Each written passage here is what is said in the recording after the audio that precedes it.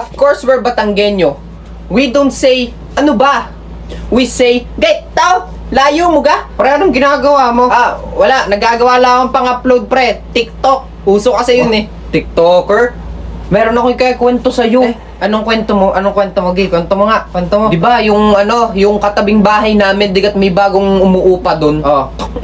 Yung bagong lipat, yung mag-asawa, nag-away kagabi. Nag-away?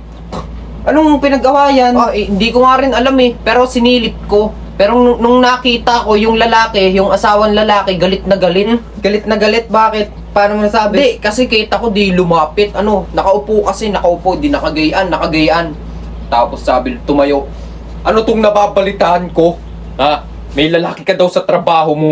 Yun, gayon. Gayon na gayon yung pagkakasabi. Oo, gayon na gayon kasi nga galit na galit. Tapos yung asawa nun kasi nagpaplantsa. Kita ko eh. Tapos nagaganyan sabi, wala akong ginagawang masama! Talagang nagayong-gayon pa, sadyang parang kita mo sa kanya defensive. Talagang naganon pa talaga. Di nagpa-plantsa, binitawan. Hinagis na gayon, hinagis. Wag mo akong pinagbebintangan. Ako lang ang nagtatrabaho sa pamilyang ito. Yun. Parang nanunumbat na, no? Parang nanunumbat. Anong naging reaksyon nung lalaki? Siyempre, nagalit. Lalong nagalit. Sadyang nilapitan lalo. Tapos, sinampal. Sinampal? Oo, sinampal. Kasi paglapit ganito, anong sabi mo? Talagang may gano'n yung talagang sinampal. Kitang-kita ko solid, lagitik na. Anong ginawa nung babae nung sinampal siya? Sabi nung babae, tapos tinitigan niya lang, nakagarni lang. Napagayon lang. Ganun. Sa bagay, ikaw ka namang sampal, hindi ka? Nakakaawa. Nakakaawa talaga. Tapos, di ka sinampal nung asawa, nung lalaki. Ayoko na sa bahay na to. Tapos, di nagkakasigawan na. Tapos may lumabas dun sa kwarto, nanay yata nung babae. Sabi paglabas, ay, ano ba? Ano bang nangyayari dyan? Ganon, talagang panik na panik pati yung nanay. Sadyang, ano? Gayon. Talagang kita mo sa sarili niya yung takot eh. Tapos nakita nung lalaki yung nanay. Tapos, ang ginawa nung dun sa nanay niya, sinampal din, sadyang, gayon. Masakit din yun sa nanay niya, masakit yun.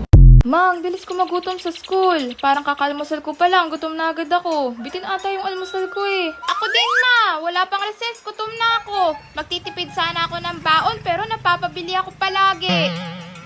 Likewise, I find my cognitive function severely impaired whenever I'm hungry. I even made an error on yesterday's quiz because of it. In short, ma, lutang ako pag gutom. Siya, sige, may bago kayong breakfast ngayon. Ano po?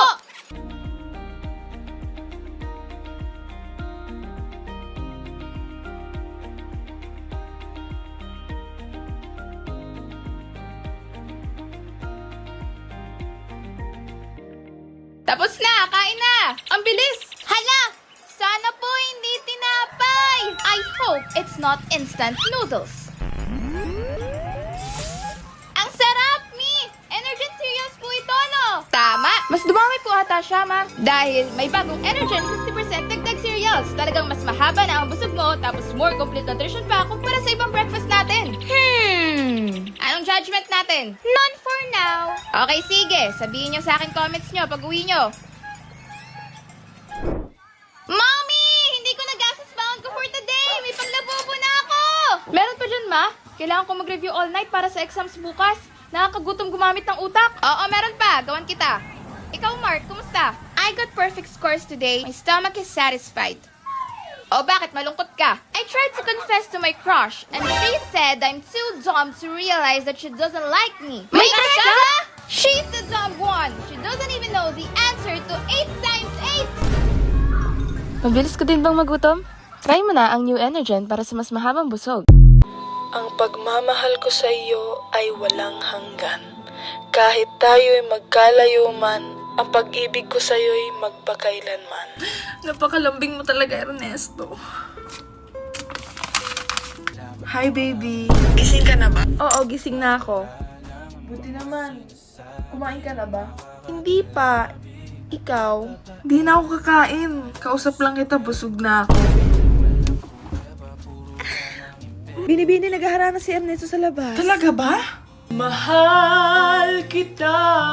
Maswerte mo talaga, Binibini. Mahalaga, mahal kita. Kantahan kita. Sige, gandahan mo ah. Baby, hindi uubra. Kahit lumuha ka, pasensya kung ganito. Baby, hindi to love story. I'm sorry kung gusto mo maghanap ka ng iba. Binibini may pinapabigay na halaman si Ernesto. At may kasamang isda pang pinadala. Salamat. Baby, nagka-crave ako sa fries, burger, tsaka milk tea. Pwede mo ba akong padalhan? O sige, padalang kita ng mga kinikrave mo. Pero wala pa akong pera ngayon kaya ikaw muna magbayad. Next week na lang kita bayaran, ha? Walang hiya ka. Uy, anong app yan? Hindi mo ba to alam? Buzz app to. Ang galing nito, promise. Paano ba naman, isang pindot mo lang, maririnig ka na niya agad. Lalo na pag tinatamad ka mag-type, busy ka, ganyan. Isang pindot mo lang magsalita ka lang, maririnig ka na niyo. Tapos madali din pakinggan yung voice message nyo pag bet nyo marinig yung isa't isa. At alam nyo ba yung Buzz, automatic play din siya. Hi, kumusta ka na ba? Kapag ayaw nyo naman na naka-automatic, pwede nyo naman din i-off. Tsaka ang galing dito, yung mga emojis dito, pag nag-send ka, may sound effect. Hala, parang perfect yun sa akin kasi ang tamad ko mag-type. O kaya nga, mag-download ka na, ang saya promise gamitin. O sige na, mamaya ka na, nagbe-bebe time pa ako. Buzz, communication made easy. Bilisan nyo na! Malilate na naman kayo! Naku! Faster! It's my turn! Ano ba naman to? Kakalat nyo na nga tuwing Monday. Ang kalat mo nitong buko. Sobrang dami naman ito na lang gamitin mo. Hindi yan magkakalat. Mabilis pa to mare-repair ang damage mong hair dahil may Keratin Pro Vitamin Complex and Vitamin E and B5.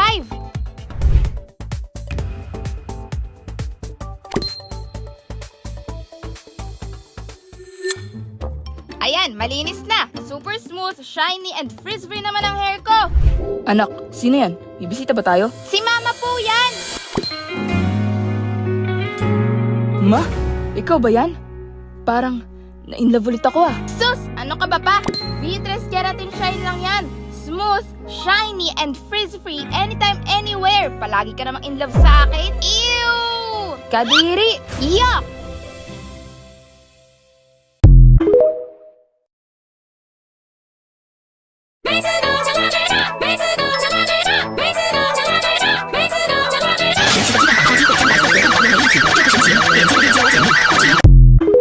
Perfect ang regalo ko kay na Mami at Daddy. Matatalo ko na naman kayo sa pinakamagandang regalo sa anib nila. You're so sure about that. Bakit? Don't you know? Prepararse. Ha? Every year, your gifts is set aside in the garage. They can't figure out what you're giving them. Hindi lagi kaya sila nakangiti pag natatanggap flower crochet ko. Oh, that's flower. Ah, flower pala yan? See for yourself. Pinagtitripan lang nila ako kasi pinakamaganda yung regalo ko. Flowers pala yun. Kala ko buhok niya na puno ng decorations. I thought it's all of our faces stuck together. I thought that was a small trivet for mini cups. Haha, trivet. That's funny. Naririnig ko kayo guys, kahit hindi ko alam yung trivet. We Alam know. namin. Eh di kayo na Englishera at Englishera. Fun fact, trivet is anything placed on a table to protect it from a hat pet. Ano to? Do not open? Wala! Sa trivet ko! Ay, flower crochet ko! Hi, saan na nire-regalo ko? May episode 11 na ng Demon Slayer, Villaferte, Assemble! Ah, alam ko na!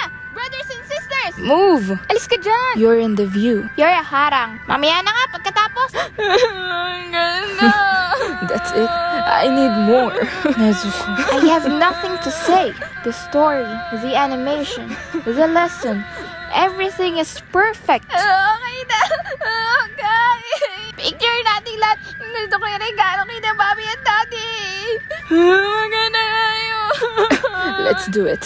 After watching KNY, I'm in. We should do it in the backyard. Okay, timer na natin and go! Ba't naka-camera pa? Pwede naman sa iPhone 11 kung 256GB fully paid. How long do we need to smile? My jaw is starting to hurt. Malapit na! Naka 20 seconds lang yan! 20 seconds? Siya, dito na lang tayo sa phone ko. 0.5 ko lang. Oh, my playlist stopped. Is that a dead mouse? Guys! Huwag kayong malikot! Malapit na! Black, don't you dare touch that dead mouse! I'm telling you! Dito na lang sa phone ko. Maganda pa I'm gonna dito. give it to you Guys, next time. Market ready.